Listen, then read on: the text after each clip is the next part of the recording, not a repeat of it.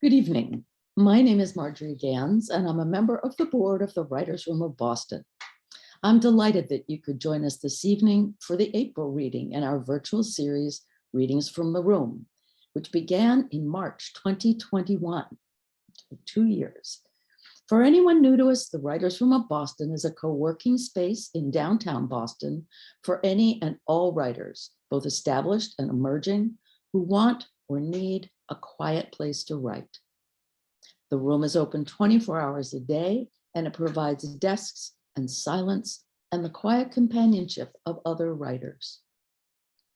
The room has been serving writers of the greater Boston area since 1993. During and since the pandemic, the room's been offering online resources as well, including this reading series and an online writing group with prompts and discussions.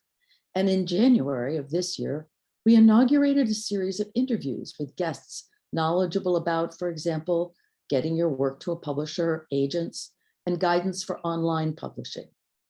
Please contact us if you're curious or have any questions about the room and its programs, and check out our Facebook and Instagram posts at Writers of Boston.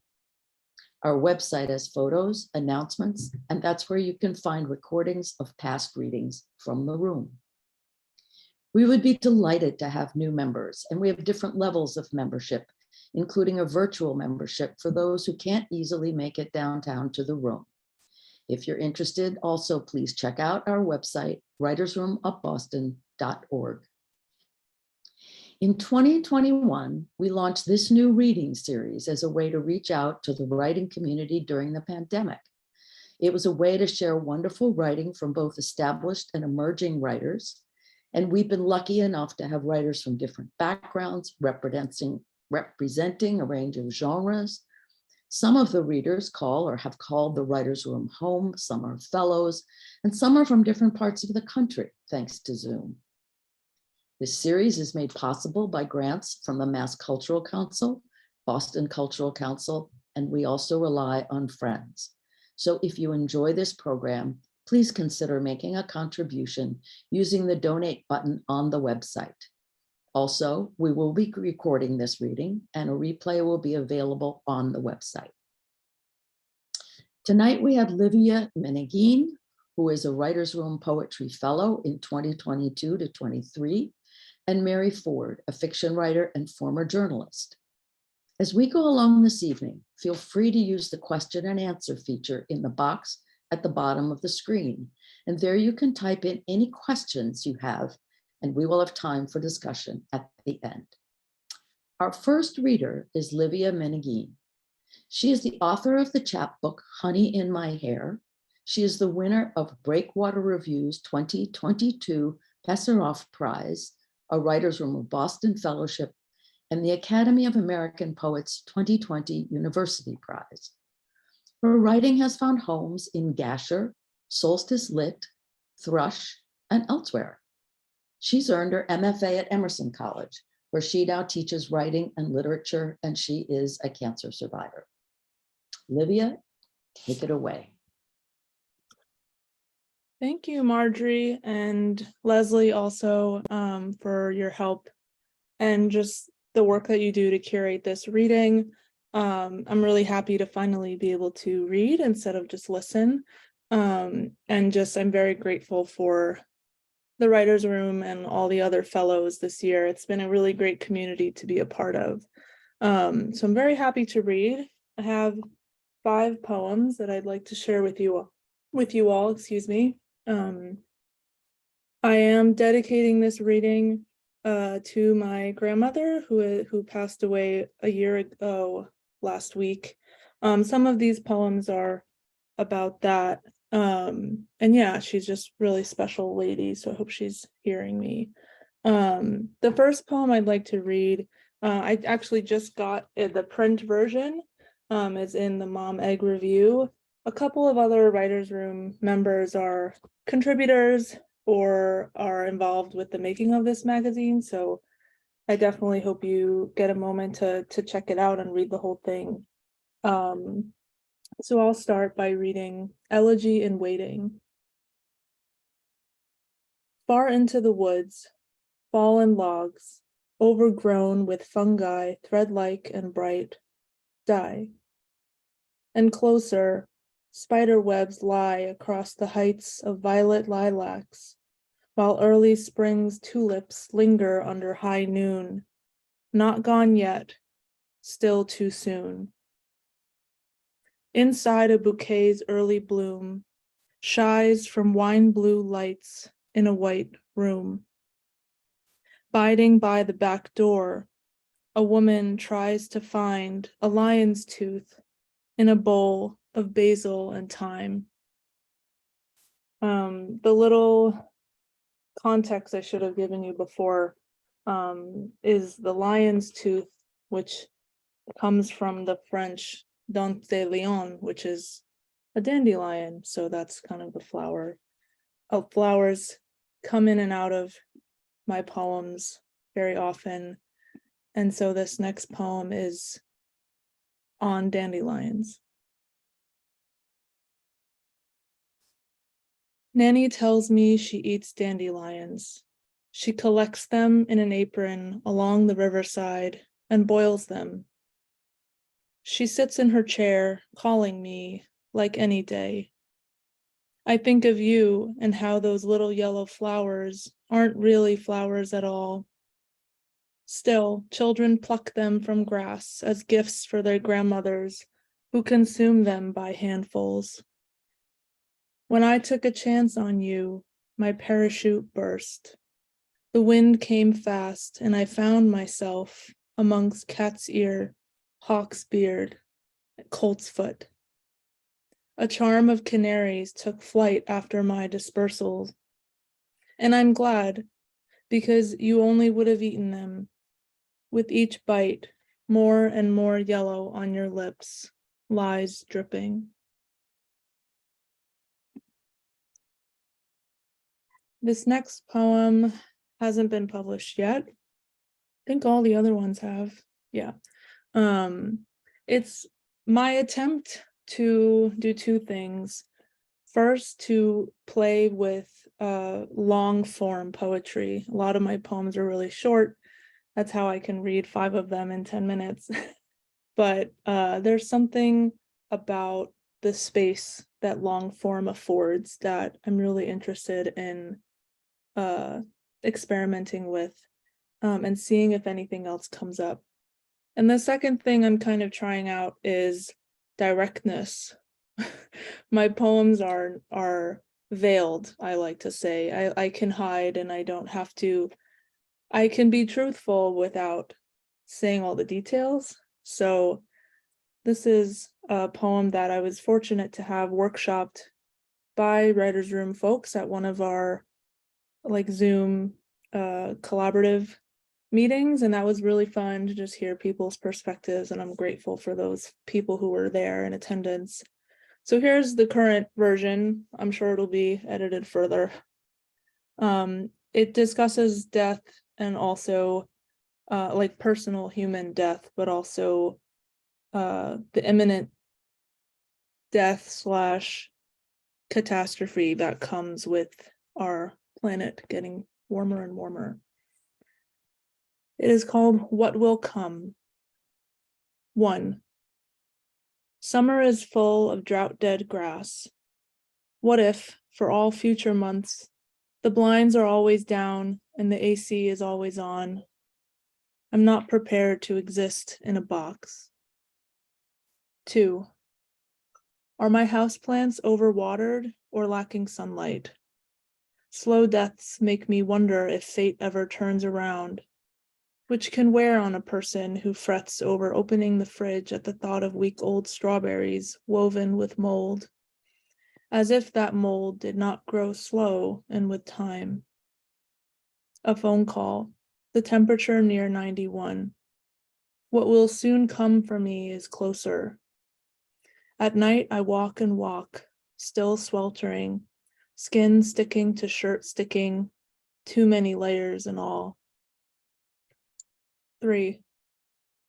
I'm not prepared to see my grandmother's skeletal face, gaudy blue eyeshadow, that bright red lip, and hair flat, done all wrong by men who never really knew her. I escape into the wet of a chilly afternoon, trying to avoid everyone trying. But family also needs, they always need, forgiveness, Tupperware spaghetti, and more of her time. She would have wanted that though, that needing, the Catholic Mass and all us together. 4. My wedges slush in the damp grass as I approach the depression. The dress coat I'm borrowing from a crowded closet in her home reeks of her cigarette smoke, lifts her above ground.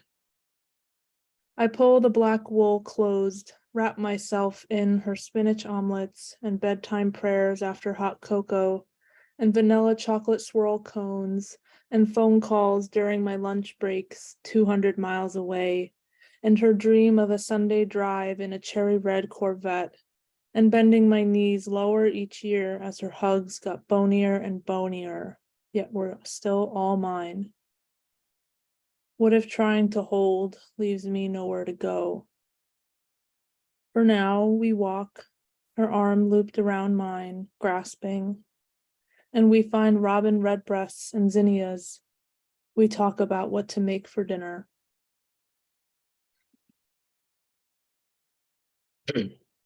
I have 2 short poems left. I probably won't get to talk a lot about them due to time, but I think that's okay. They're pretty short. This one's called Unquenchable, excuse me. Plums melt on linens washed just yesterday. The stain is shaped like her face, she thinks. A fan moves the air, but she has no desire to rise.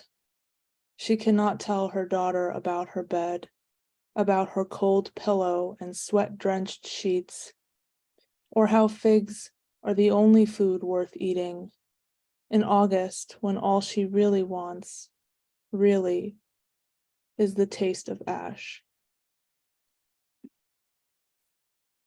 And I'll finish with a poem after a poem by my good friend Audrey Dubois. It's that poem was called Aquarium. My poem is called Zoo. The creatures sleep still like plastic, like mass-produced pink suburbanelia, more flamboyant than flamboyance, you think. It's a gift for them to be reveling in Christmas light spectacles with you and your compassion for animals, your love of nature, moral compass, beeswax chapstick, gloves made in Taiwan, Adidas sweatshirt under Canada Goose, hot chocolate cup tossed in a recycling bin only to be mixed back with the trash by the town, and the gift shop sloth-themed tarot deck you thumb through tells you will soon live someplace warm. Thank you for listening.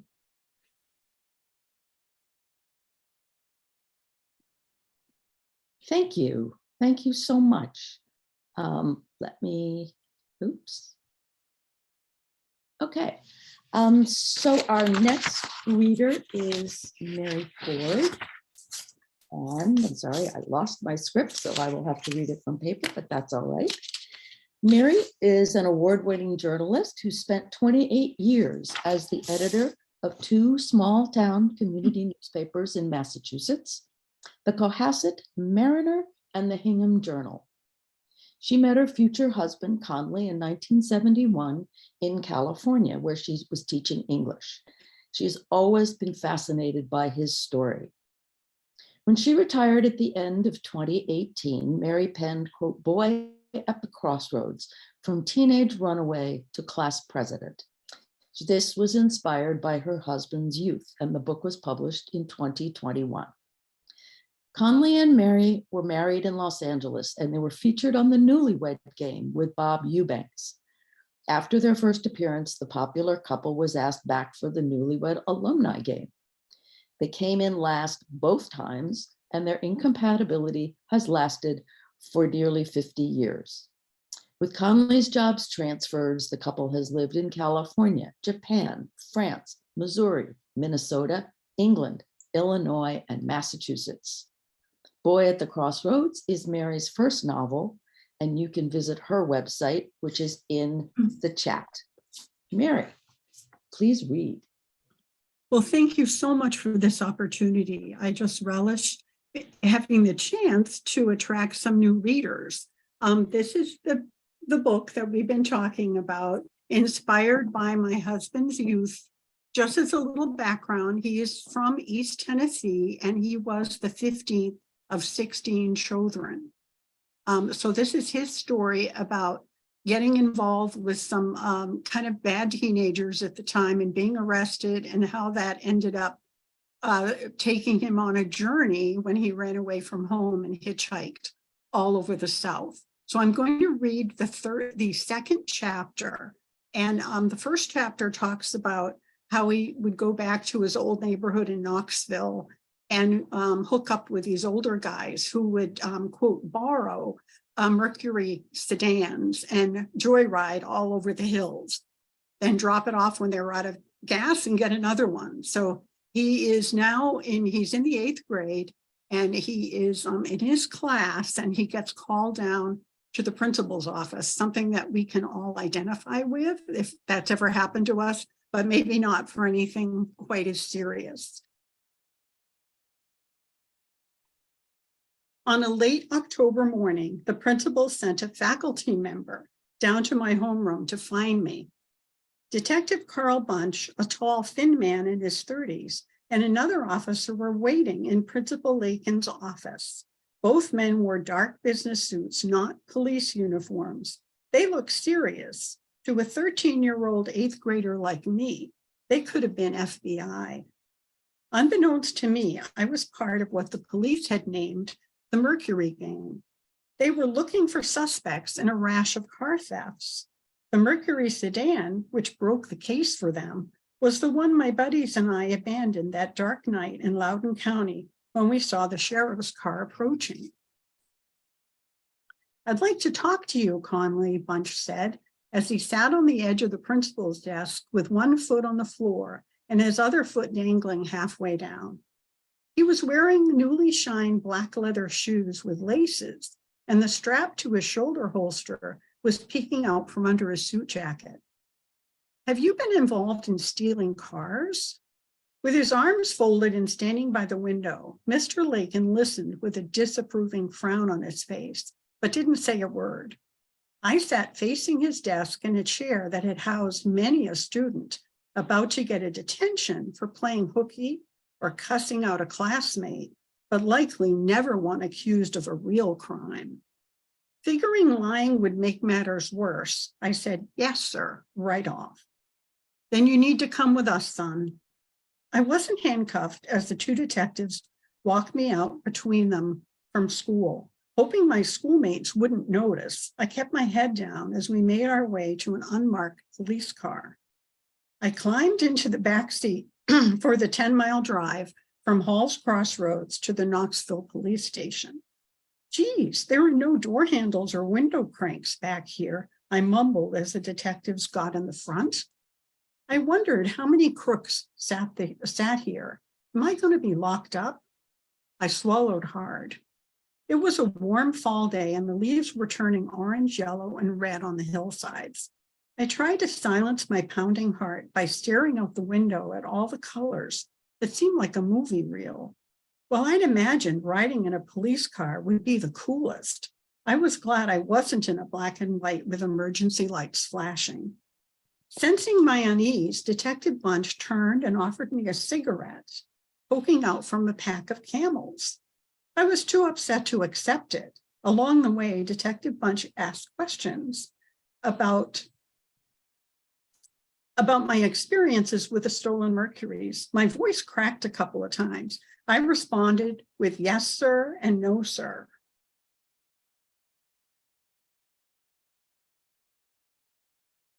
When we got to the police station, I was put in the interrogation room alone, where I sat sweating for half an hour.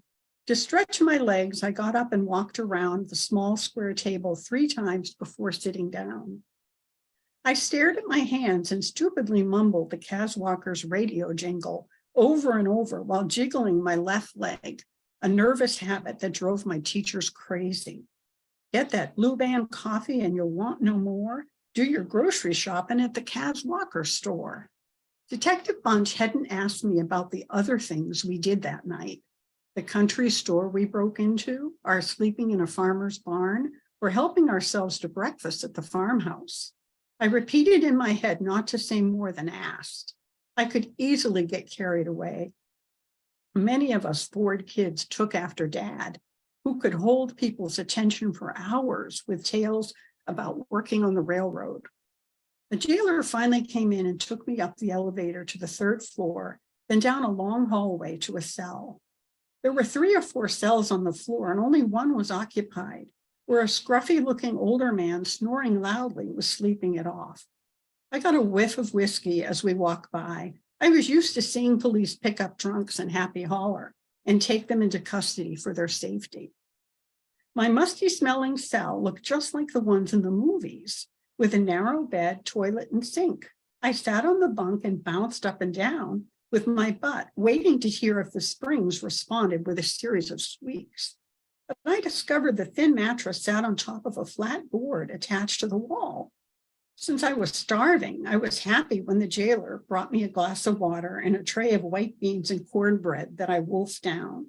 I wondered out loud what I'd gotten into as I lay down with my arms folded behind my head. I'd been up early to slop the hogs before school, so by now I was pretty tired and I drifted off for a while. I dreamt about Florida, a place I'd only seen in pictures and on billboards. Often when I was alone, I would repeat saying Florida under my breath with emphasis on the da. I loved orange juice, a treat we never had at home. I'd only tasted it a few times at a friend's house. I wasn't alone in admiring Florida. Often East Tennesseans returning from a Florida vacation would strap a 25-pound sack of oranges between the front fender and grill so everyone could see where they'd been. By mid-afternoon, I still hadn't seen or talked to anyone in my family, but it was likely that no one missed me yet. Most of my siblings, while always law-abiding, had run off at one time or another. The Fords were used to an empty seat or two at the table. I woke with a start and jumped up when the jailer returned. He took me downstairs and turned me over to a uniformed deputy from Loudoun County, who transported me to the Loudoun County Jail. There I was fingerprinted and put in a holding cell where I was happy to see Roger. We smiled and eyeballed each other. I mouthed, "What happened to Paul and Wyatt?" But Roger only shrugged. I figured they'd also been arrested.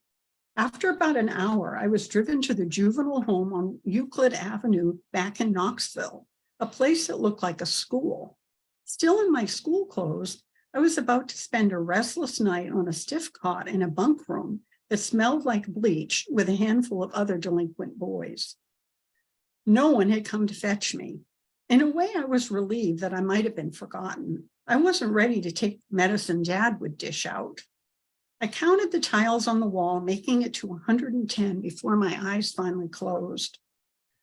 The next morning, after a breakfast of flour biscuits and sawmill sausage gravy in the cafeteria, I had to attend a general studies class.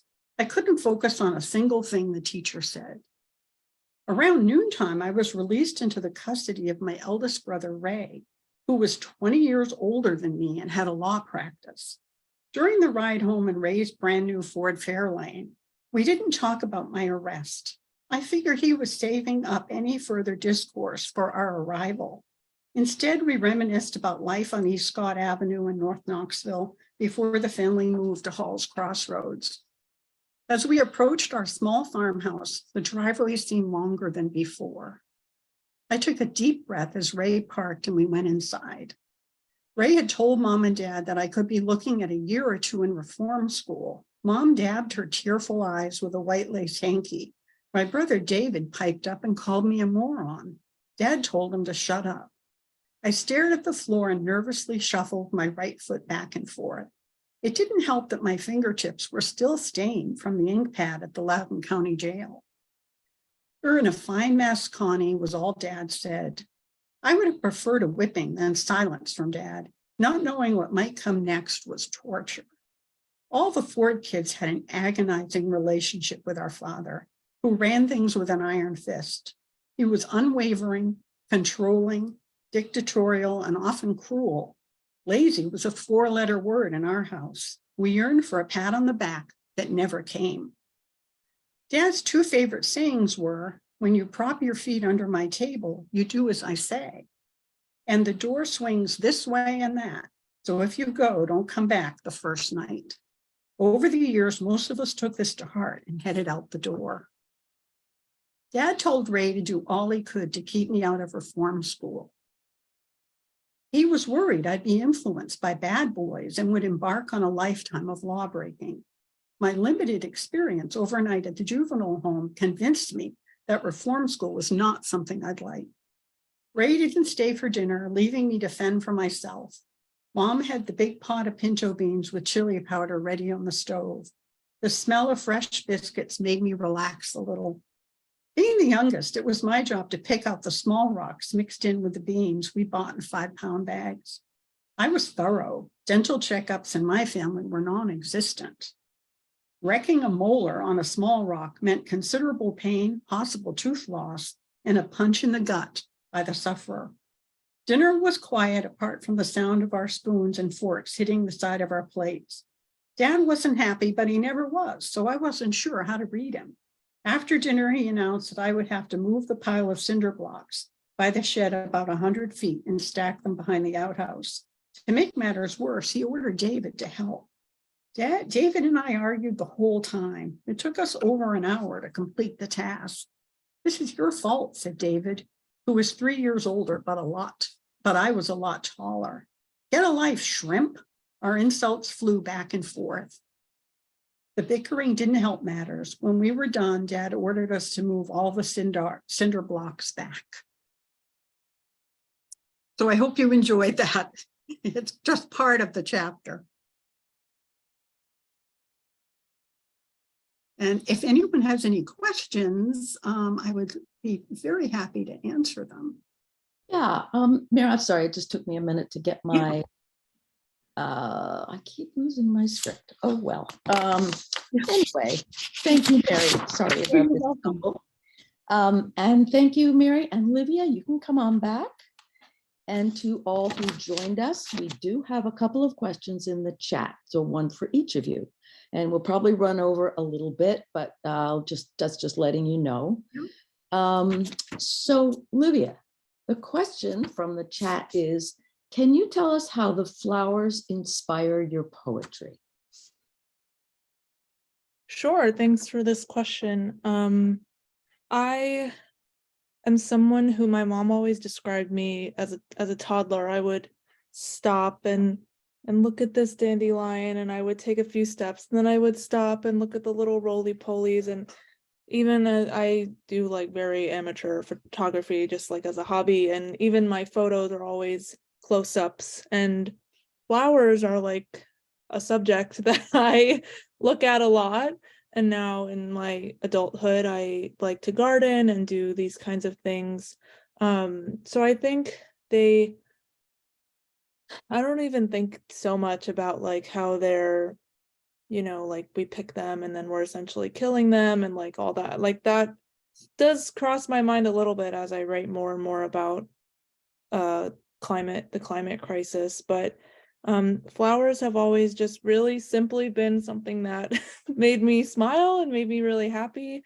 And I love learning like the etymology of the names and like what are the indigenous names for plants, and then like back searching like what those meanings are, and then like using that to like maybe fuel writing. So it's really just kind of like something that I'm interested in and drawn to, and if I can ground my readers in a specific place by being precise about the flora, then that's like an avenue that I pursue that.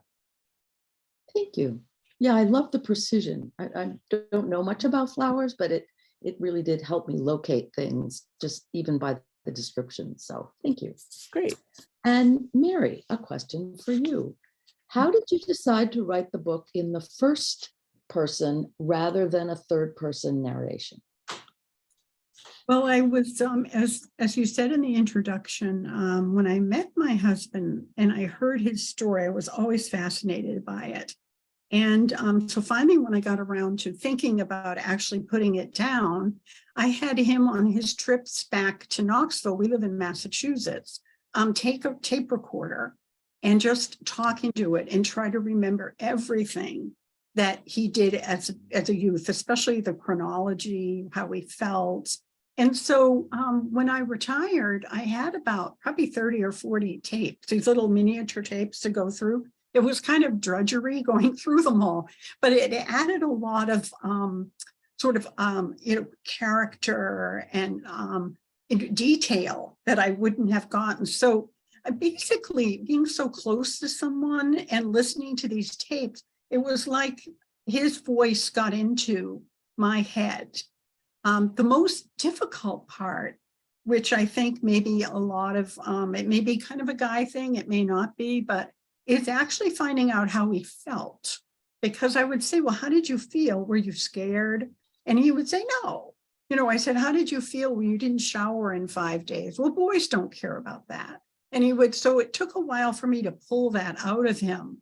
And I guess I found that doing it in the first person made it closer for me. And I was so familiar with the subject that I felt very comfortable doing it that way. Oh, that's great. Thank you. Yeah, you're welcome. So we're just at about time.